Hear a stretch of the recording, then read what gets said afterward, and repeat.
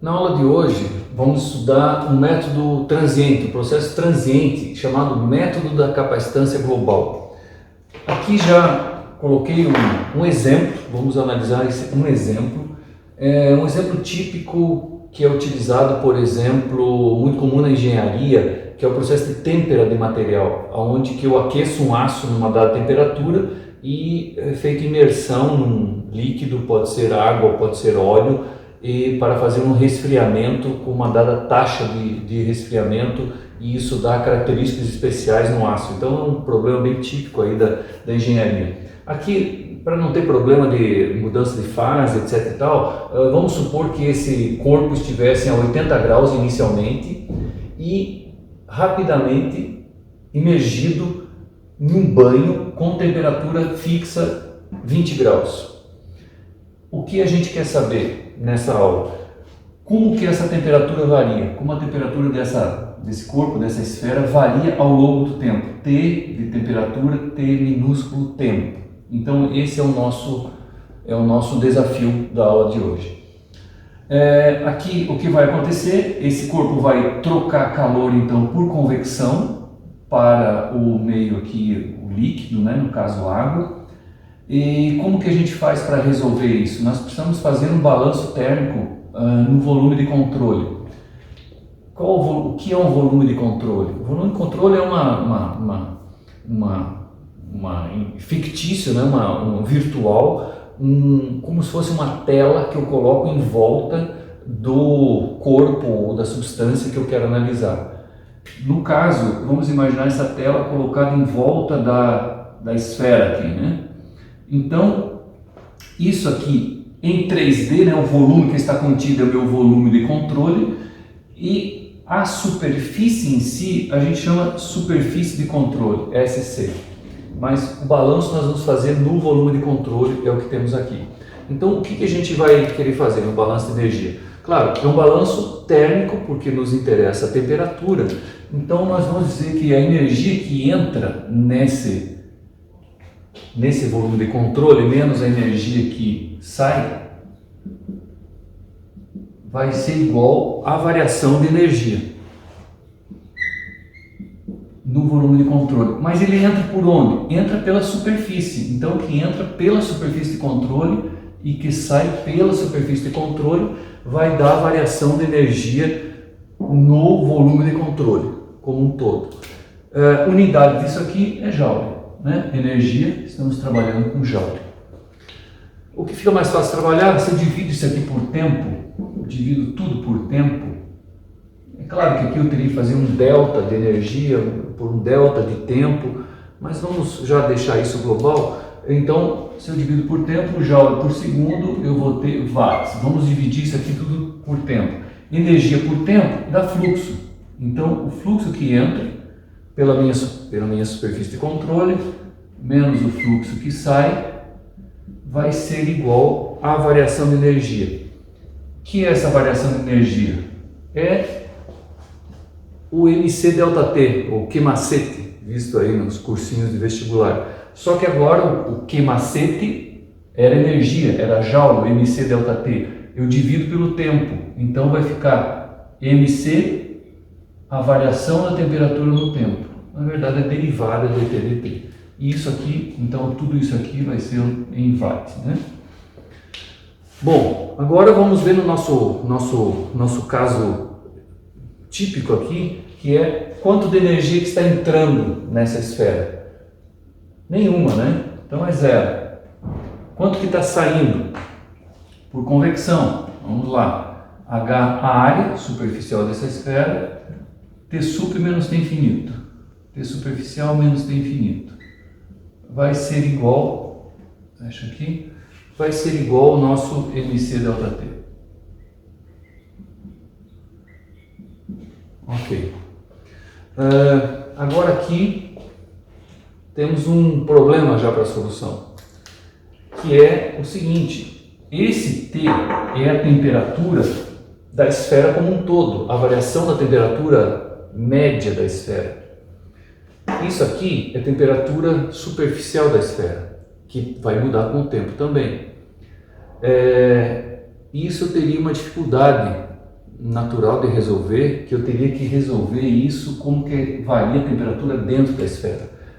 E isso fica complicado é possível, né? Tem soluções matemáticas, mas fica complicado.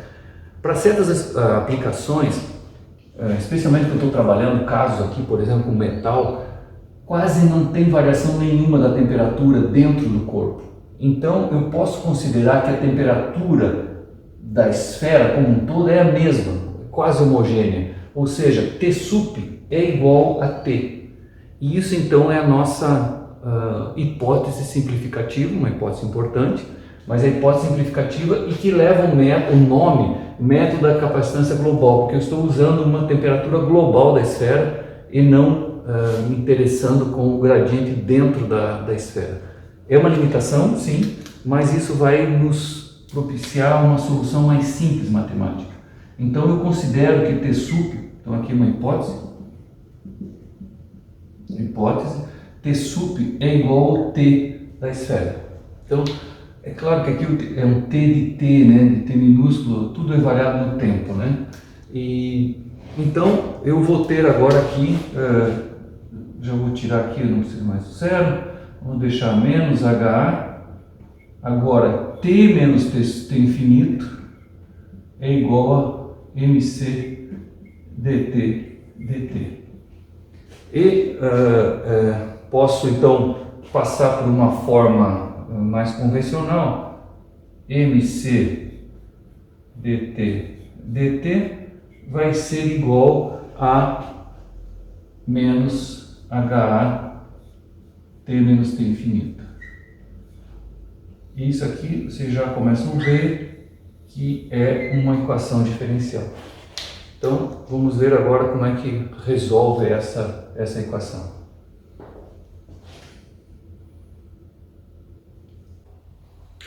Então o que temos aqui, a nossa equação diferencial, é uma equação diferencial de primeira ordem, então da temperatura no tempo. Então para a solução dela nós precisamos de uma condição de contorno da temperatura em relação ao tempo.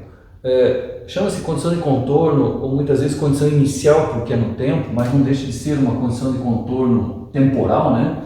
Então precisamos de uma só e temos ela, a temperatura do tempo igual a zero é igual a T0, que é igual a, vamos chamar de T0 lá, que é o nosso, que é 80 graus Celsius. E com isso a gente consegue então resolver essa equação diferencial e ter aqui um resultado. O resultado que a gente vai ter é que vai ter uma equação, que temperatura ao longo do tempo vai ser alguma coisa, vai ter o tempo aqui, sei lá, exponencial, etc., algumas constantes, né? Mas enfim, eu vou ter essa equação, que vai dar uma curva. Vamos desenhar aqui como é que seria ela. Então, eu tenho aqui a minha temperatura ao longo do tempo. O que vai acontecer? Eu tenho a temperatura inicial aqui, 80 graus. Então, temos 80 aqui. E ela vai finalizar na temperatura infinita nossa, que é isso aqui é o nosso T0, vou botar outra cor aqui, 80 graus Celsius, e ela vai finalizar na temperatura T infinita, que nós consideramos igual a 20. Então, está aqui o final. Começa aqui, e agora nós temos algumas opções. Essa curva vai ser, isso aqui vai ser uma reta, vai ser barriga para baixo, vai ser barriga para cima. Qual o tipo de curva que vai ser? Dou 5 segundos para vocês pensarem que tipo de curva será. Normalmente ia passar nos cadernos de vocês para ver quem que acertaria. Mas aqui online não tem como. Então, como é que é a maneira que a gente consegue saber a cara da curva? É que na natureza não existe nada abrupto. Então, uma curva assim, eu sei que ia ter que ficar no final T infinito, uma curva assim ia ficar alguma coisa assim, ó. Então não existe, ou uma reta ia ter que ficar uma quebra. Então eliminamos, a curva é barriga para baixo, é essa aqui que vai acontecer. Então é essa aqui o tipo da curva que teremos uma curva assintótica aqui que vai tendendo lá no infinito, ela chega igual à temperatura de 20 graus. O que nós podemos ver aqui? Podemos tentar avaliar como que ela varia ao longo do tempo, essa curva. Já algumas coisas assim. O que é, por exemplo, se eu pego um ponto aqui, ó, eu consigo ver um ângulo aqui, ó, um θ. Esse ângulo tem a ver, é uma derivada dessa curva. Então a tangente de θ, vou colocar aqui, a tangente de θ é a própria derivada da curva em relação ao tempo, por definição de derivada. E o que é a derivada disso aí, dt dt? Opa, dt dt está aqui, ó. Se eu passo o mc para o outro lado, vai ficar igual a menos HA sobre mc t menos t infinito. Então, achamos aqui a equação da derivada. E podemos plotar essa equação da derivada.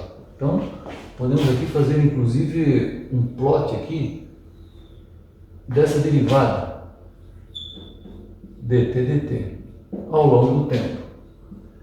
E a pergunta é como é que seria essa derivada? Então, eu tenho aqui no início, eu já noto aqui um ângulo maior. Então, eu tenho um ângulo maior aqui no início, visualmente a gente consegue ver aqui, ó, que tem um ângulo maior, um θ maior, e esse θ vai diminuindo até que vai ficando um θ tendendo a zero aqui no final.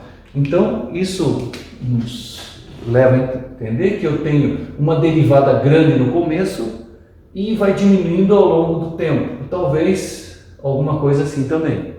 Então, a plotagem disso nos daria qual é o valor que teria aqui. Isso está certo? Pergunta, será que está certa essa nossa curva aqui? Bom, tenderia a zero, né, derivada, né? Agora, tenderia alguma coisa assim, assintótica, tenderia a zero. Isso, claro, eu tendo a equação, eu consigo ver e eu consigo ir substituindo aqui, mas eu não consigo substituir aqui, porque isso aqui é variável no tempo, então eu não sei ainda. Mas quando eu souber como que o t varia, eu vou ter a forma dessa curva, desse dt dt.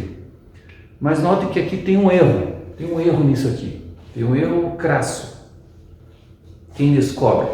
Mais 5 segundos. Olha aqui, ó. Menos. Essa curva não é positiva, é negativa. Essa curva, esse aqui está o zero, eu tenho essa curva assim. Então, está errado, não é positiva. Ela começa aqui, inclusive com o valor no zero, eu tenho o valor dela. Qual o valor em zero? É dt. dt em t igual a zero, no tempo igual a zero, vai ser igual a menos HA sobre mc. Qual é a temperatura no tempo igual a zero? T0. T0 menos T infinito. Ou seja, isso aqui vai dar menos HA mc vezes 80 menos 20, ou seja, 60. 60 vezes isso aqui. Isso aqui é constante. Então, eu tenho um valor aqui, um valor dado. E é esse valor aqui, ó. Então, esse valor mínimo é menos HA, já vamos colocar aqui, ó, menos 60 HA sobre mc. Pronto, esse é o valor nesse ponto. Aqui no meio não sei ainda, mas quando eu determinar essa equação, eu vou conseguir descobrir esse valor. Então, podemos já ter uma ideia aqui de como que vai ser a nossa equação final e inclusive a derivada, né? E por que a derivada é negativa? Claro, porque esse ângulo aqui, ó, é sentido horário, o ângulo da tangente é sentido anti-horário. A temperatura está caindo quando eu vou andando no tempo. Isso significa, caindo significa derivada negativa. Então, tudo que vai estar aumentando é derivada positiva. Por isso, esse ângulo aqui é um ângulo negativo e por isso dá o sinal negativo. Ou seja, fecha do ponto de vista matemático.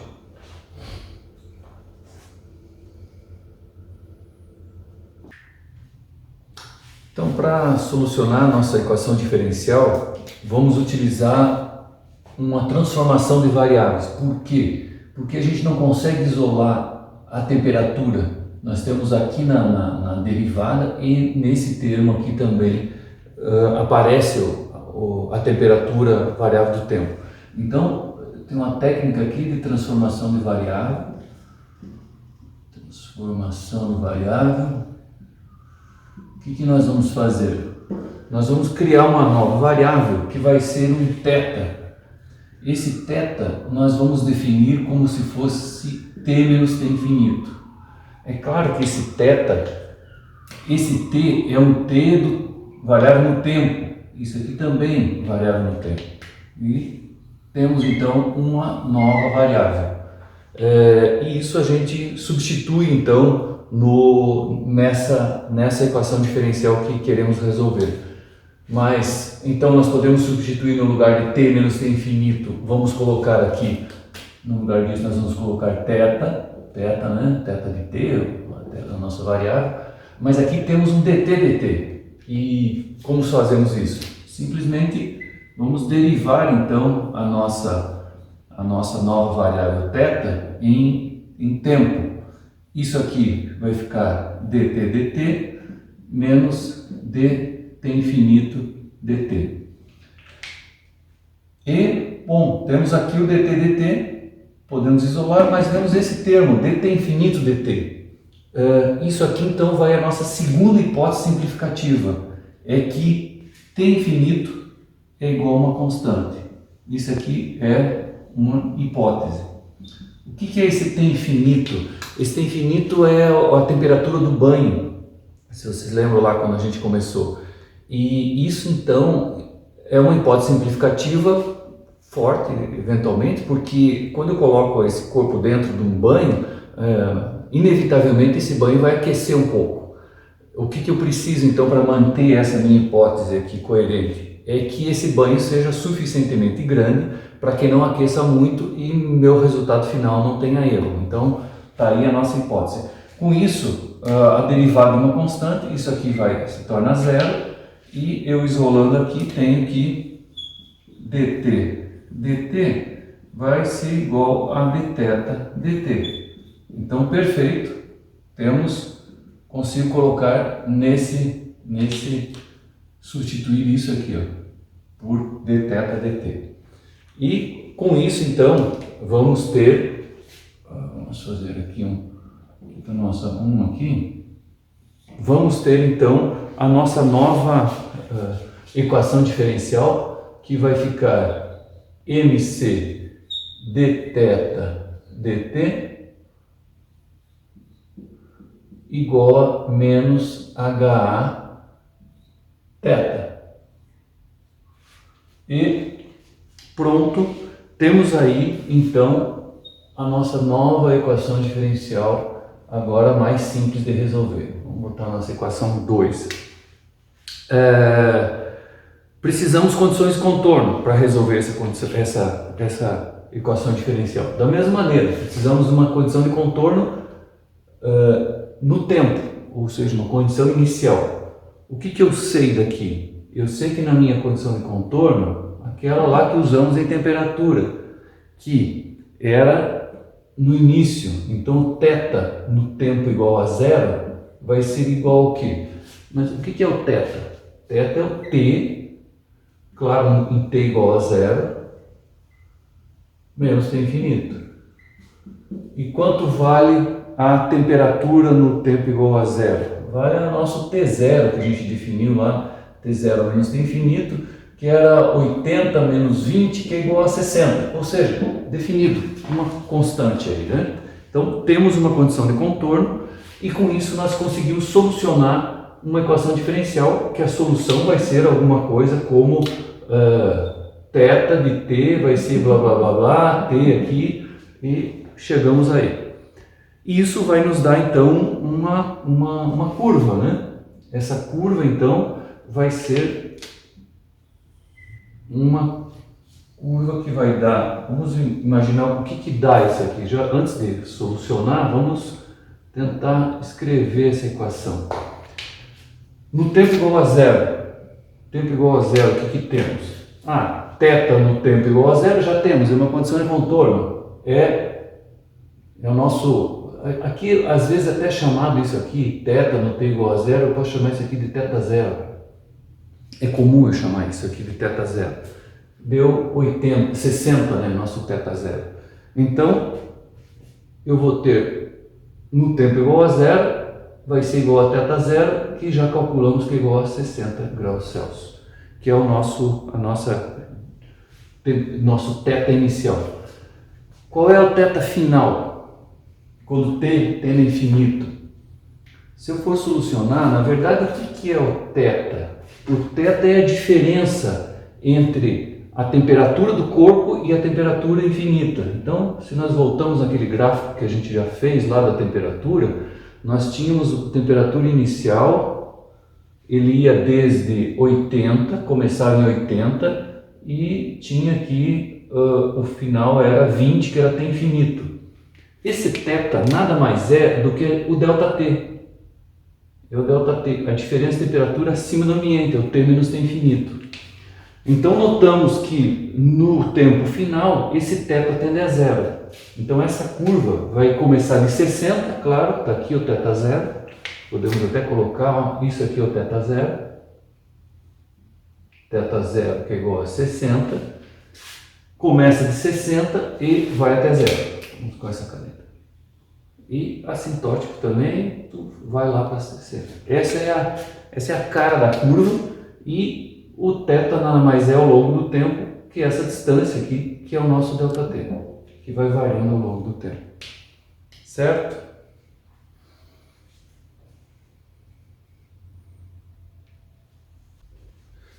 Então aqui temos, nosso desafio é resolver agora a equação diferencial em função de θ. Existe um método, que é o método da separação das variáveis aqui da nossa equação diferencial. O que eu preciso fazer? Jogar uma variável para um lado, que é o θ, por exemplo, e a outra variável, o t, para o outro lado. E integra dos dois lados. Então, vai ficar aqui o meu dθ sobre θ, vai ficar menos HA sobre MC, o dt passa para lá, e fica dessa forma. E agora o que eu faço? Posso até botar aqui 1 sobre θ, para ficar mais fácil de ver, mesma coisa. Menos HA sobre MC dt. Então, e agora eu integro dos dois lados.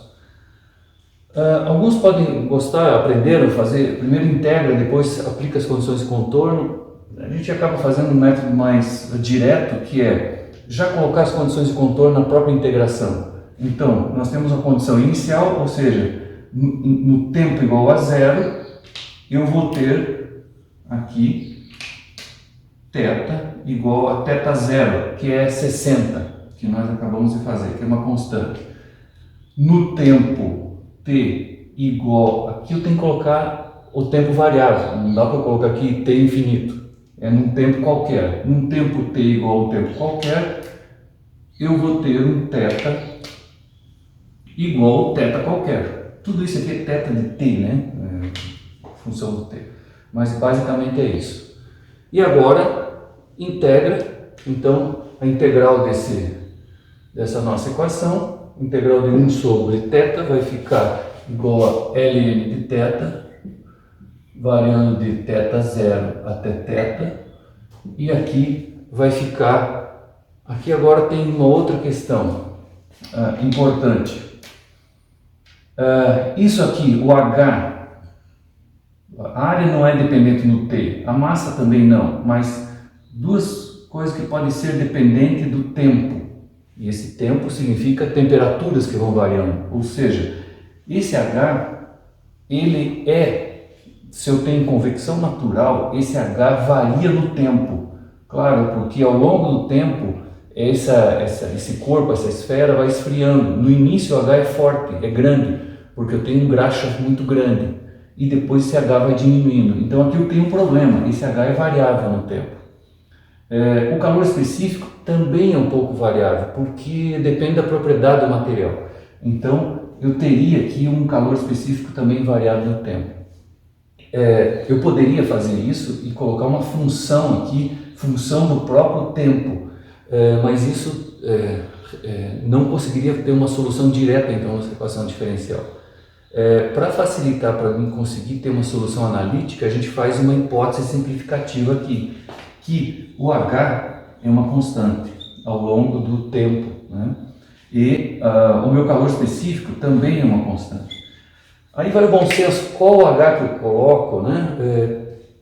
Aí a engenharia, o que a gente faz? Média, coloca um H médio, ou seja, calcula uma temperatura média entre 80 e 60, e 20 seria a minha média, que eu tenho 50 graus, calcularia um H naquele ponto e usaria esse H para essa temperatura média de esfera. É claro que tem um erro porque isso não é linear, você pegar a média. Se fosse linear não teria problema. Então, mas como a gente imagina que esse H não varia linearmente com a temperatura, eu tenho ali uma incerteza. Mas faz parte, a gente aceita essa incerteza pela facilidade e rapidez de eu conseguir ter uma solução para esse problema, que é um problema relativamente complexo aí, né? Então esse é o preço que a gente paga.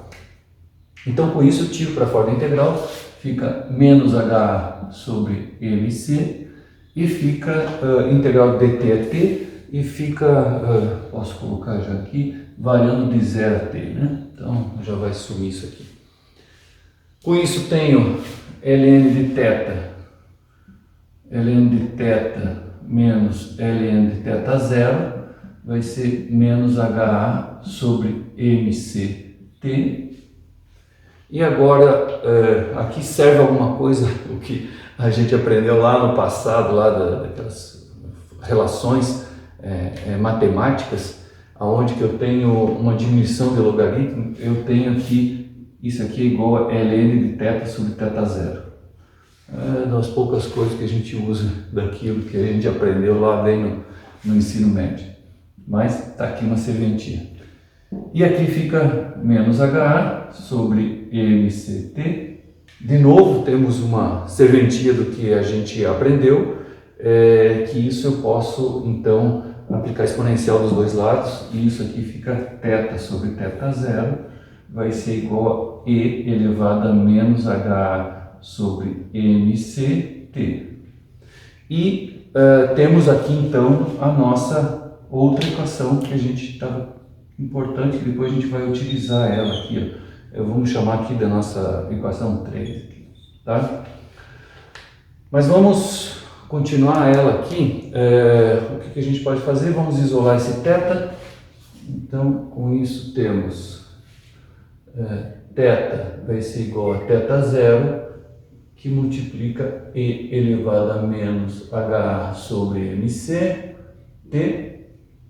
Agora eu também posso colocar aqui, bom, já temos aqui, vamos chamar mais essa equação aqui, vamos chamar essa equação, nossa equação 4, depois nós vamos trabalhar com essa equação um pouquinho também, o θ, claro, isso aqui é um θ de t, né, não precisa a gente estar colocando, mas é isso aqui. E agora eu posso substituir novamente, o que é o θ? Acho que já apagamos aqui. O θ, se vocês forem lembrar, é o t menos t infinito. Não precisa parênteses. E o θ zero é igual ao t zero menos t infinito, que multiplica E elevado a menos HA sobre MC, T. Com isso, e esse t, claro, é um t de t. Com isso eu consigo isolar t de t, vai ser igual a t infinito mais t0 menos t infinito E elevado a menos HA sobre MCT. E com isso chegamos então na equação que a gente desejava. Vamos chamar essa nossa equação 5. O que ela está nos dizendo? Qual é a temperatura ao longo do tempo? Então, chegamos no que a gente queria. Então isso a gente vai poder agora ter a nossa solução, que era o nosso problema inicial da nossa aula de hoje.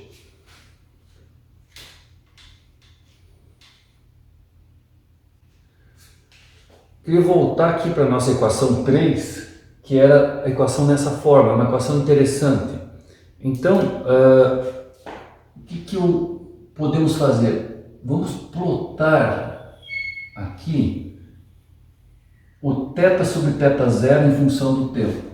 Então vamos botar aqui θ sobre θ0. O que nós temos aqui? Vamos tentar ver o que acontece quando o tempo é igual a zero. Quando o tempo é igual a zero, e elevado a zero vai dar 1. Então no tempo zero eu tenho aqui o valor de θ sobre θ0 igual a 1. Quando eu vou tentando aqui andar para t infinito, o que acontece? Fica um número muito grande, infinito, mas é 1 sobre um número muito grande, vai passar para baixo aqui, né? 1 sobre e elevado a um número muito grande, isso tende a zero. Então, θ sobre θ0 tende a zero. E aqui, então, eu tenho uma forma aqui assintótica aqui da solução, que vai tendendo a infinito. Eu tenho essa forma aqui. Então, isso aqui já é um resultado interessante, que eu consigo então parametrizar entre 0 e 1 o resultado da minha equação diferencial. Então isso aqui, claro, depois a pessoa simplesmente transforma em temperatura isso, né? Isso aqui é uma temperatura de outra variável, mas eu consigo ter entre 0 e 1. Então o que é isso interessante? Se você tiver as mesmas relações HMC, ela dá a mesma curva, independe. Então, independe também aqui se eu tenho esse θ sobre θ0. Isso significa que você pode fazer um experimento começando de diferentes temperaturas iniciais e eles vão seguir a mesma curva. Então, é uma forma de você apresentar os seus resultados. Por exemplo, você faz um ensaio, iniciou a 90 graus a tua esfera e depois você não conseguiu mais a 90 graus, faz o segundo ensaio, começou em 80 graus. Se você for plotar a temperatura, um ensaio vai dar uma curva, né, começando de 90 e outro ensaio vai dar uma curva começando de 80. Mas será que essas curvas são similares em relação, né, uma com a outra? Quando você faz uma parametrização dessa forma, usando θ sobre θ0, você consegue ter as duas curvas uma em cima da outra, claro, se nada mudou a mais no teu ensaio. Ou seja, você elimina os teus efeitos de condição, das condições iniciais, por exemplo, do teu problema, e com isso você consegue colocar todas as curvas, todos os pontos experimentais numa mesma curva. Isso aí é muito desejável quando você apresenta resultados. Então, a dificuldade, às vezes, é achar qual é o parâmetro que eu tenho que usar para parametrizar, para ficar entre 0 e 1 o teu resultado. Isso, então, depende de caso a caso, mas pode pegar exemplos, então, que tem na literatura e você tenta fazer isso sempre. A apresentação de artigos é muito bom, então, você tenta parametrizar os resultados. Que às vezes fica difícil de ver, né, entre 0 e 1. Eu sempre assim oriento os alunos, você pode, quando você vai fazer um artigo, gosto, uma tese, é mostrar os dados primeiros em temperatura para o leitor. Claro, a gente tem essa sensibilidade na temperatura, que é a variável que você está acostumado, mas depois junta tudo isso num gráfico paramétrico entre 0 e 1. E com isso você tem uma beleza dos teus resultados e pode comparar. O meu outro resultado de 70 deu uma barriga aqui mais para baixo. Até ele começa de 1, mas ficou um pouquinho diferente aqui. O que foi isso? Problema experimental? Mudou alguma coisa ao longo do ensaio? Então você consegue comparar muito bem experimentos que não necessariamente foram idênticos, né? E que a gente nunca consegue ser idêntico em um experimento. Essa é a vantagem. Essa curva também tem uma outra característica, por isso que eu apresentei isso aqui para vocês, é o seguinte: alguém começou a pensar e disse, olha, o que acontece em um dado tempo, se no tempo t igual a um valor de tempo, qual tempo? Se o tempo for igual a massa vezes o calor específico dividido por H. Se o tempo for igual a isso, bota os valores aqui e vai dar um valor, vai dar um blá blá blá aqui, vai dar um valor constante. E chamou isso aqui de tal. Se o tempo for igual a isso aqui, que é igual a tal, o que vai acontecer? Bom, se a gente substitui esses valores aqui, vamos fazer para cá, acho mais espaço. Então, se eu defino um tempo igual a mc sobre HA, eu chamo esse tempo de tal, vamos substituir ali, o que acontece nesse tempo, né? Então, se eu substituo na nossa equação original, vai ficar θ sobre θ0, vai ficar igual a E elevado a menos mc sobre HA, estou copiando aquela equação, vezes o tempo. Nesse tempo, errei aqui, desculpa, é o contrário, é HA sobre MC, vezes o tempo. Qual tempo? Esse tempo aqui, o tempo MC sobre HA. Já viu por que é isso, né? Vai simplificar isso aqui, corta, vai ficar E elevado a menos 1, vai ficar 1 sobre E. Esse valor de E, então, se vocês lembram aí, é 2,72, 1 sobre 2,72, isso aqui vai dar igual a 0,36. Não sei se a câmera pega aqui, 0,36 é o valor que vai dar esse θ sobre θ0. Significa o quê? Que no tempo, num tempo t igual a mc sobre h, que nós vamos chamar de θ, ou seja, nesse tempo θ aqui, eu vou ter o θ sobre θ0, que é esse nosso eixo y aqui, vai dar 0,36. Então, nesse aqui, eu vou ter aqui, 0,36. E isso aqui é uma particularidade importante, que esse θ aqui, então, é chamado constante de tempo. Esse θ é constante de tempo. O que significa isso? É que nesse tempo t, vou botar aqui com esse giz aqui, com esse lápis mais forte. Nesse tempo t igual a θ, eu tive aqui 0,36 esse tempo, então sobrou aqui 67%. Eu tenho 67% aqui, ficou aqui. Isso, 67% aqui e 36% aqui, do meu valor. Então, esfriou 67%. E ainda falta esfriar 36% nesse tempo t igual a t. E isso é chamado constante de tempo. Então, constante de tempo de um sistema de primeira ordem, que foi uma equação linear de primeira ordem, é o tempo, no caso nosso, para resfriar 67% do valor. E isso dá exatamente isso aqui. Então, isso é chamado constante de tempo tal. Isso é empregado, por exemplo, se eu quero, e o que acontece agora se esse tempo for 2 vezes a constante de tempo? O meu gráfico está meio aqui, mas se for 2 tal, quanto que dá 2 vezes a constante de tempo? Como é que faz isso? 2 segundos aí para vocês fazerem.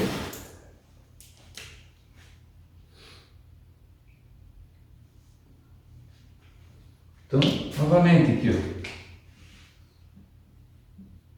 se t igual a 2 vezes o tal, o nosso tal já definimos a mc sobre HA, então 2 vezes mc sobre HA. Se o tempo for isso, eu substituo novamente na equação. θ sobre θ0 igual a E elevado a menos HA sobre mc, e agora é 2 vezes mc sobre HA. Corta novamente, vai ficar igual a E elevado a menos 2. Isso aqui vai dar igual a 0,13. Então, eu tenho aqui agora 13% nessa nova, sobrou 13% aqui. E com isso, então, eu tenho aqui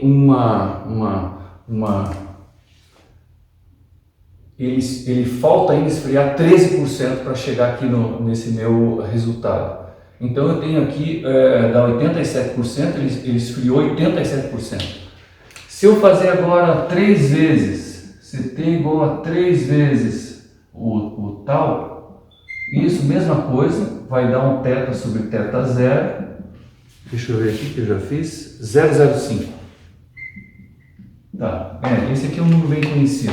Então, se for 3 vezes a constante de tempo, ficou longe lá, mas imagine lá 3 vezes o nosso tal, eu aqui, tá difícil de ver aqui, mas vamos passar para cá, 5% aqui e 95% aqui.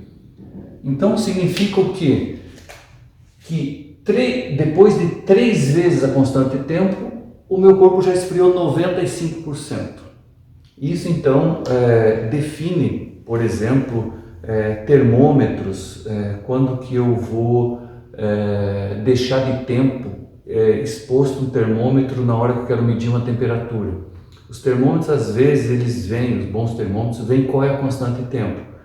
Então, assim, eu pego um termômetro e vou colocar nessa sala, que está 23 graus, mas meu termômetro estava num lugar muito quente, então ele veio com outra temperatura. Quanto tempo eu tenho que deixar esse termômetro aqui para que ele meça certo, ou seja, para ele entrar em equilíbrio com a temperatura ambiente? O fabricante pode ter dado qual é a constante de tempo dele. Por exemplo, ele diz, a constante de tempo é 1 minuto. Um erro que às vezes é feito é, quando olha a constante de tempo, é imaginar que em 1 minuto eu já tenho a medida certa do meu termômetro.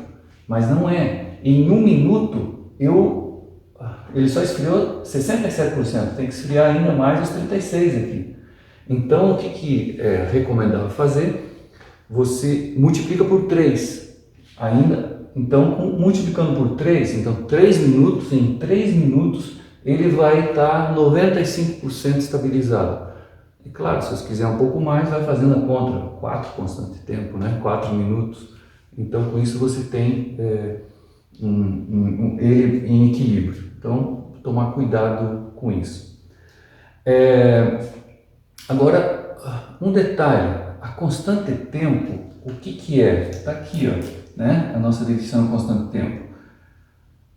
O calor específico varia pouco, mas o que varia? Varia o H.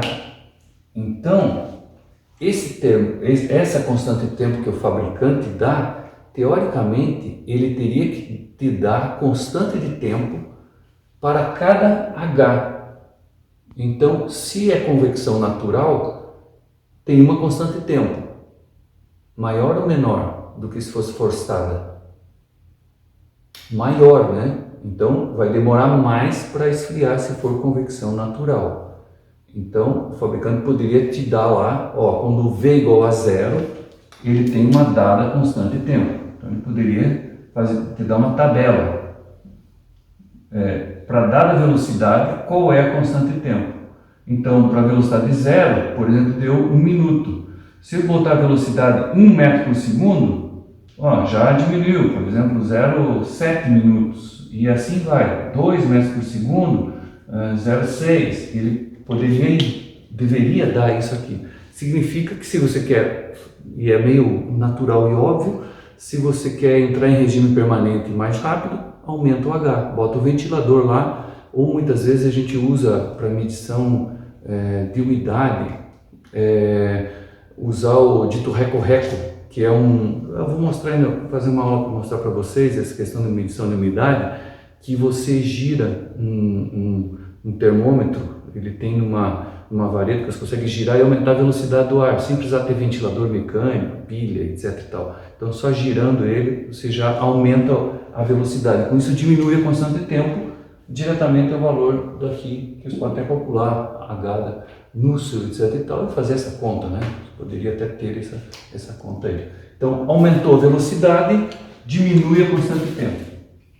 Então aumentou a velocidade, cai a minha constante de tempo.